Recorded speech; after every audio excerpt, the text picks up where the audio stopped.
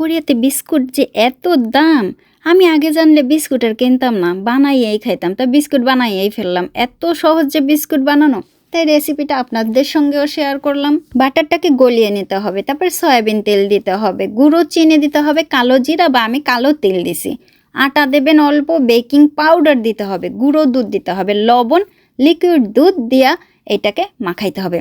আপনি চাইলে এলাচের গুঁড়াও দিতে পারেন, কিন্তু আমি এলাচের গুঁড়া দিলাম না। আর ওই যে বললাম না কালো জিরা, আপনি কালো জিরা দেবেন। আমি কালো জিরা দিই না, কারণ আমার ছেলে খাবে আর আমার হাজব্যান্ড খাবে, তো আমি দিছি কালো তিল। ভালো করে একটা ডো বানাবেন লিকুইড দুধ সামান্য অল্প দিয়ে, তারপরে আধা ঘন্টার জন্য রেস্টে রাখা দেবেন। তারপরে বেল্লা বেল্লা এইরকম চৌকোনা করবেন, আপনার ডিজাইন করবেন আপনার মন মতো। তারপর কড়াইতে একটা ফ্রাইং প্যান দেবেন, তার উপরে আরেকটা কিছু দেবেন, দিয়ে একটা স্টিলের প্লেটে এই যে বসাই দেবেন।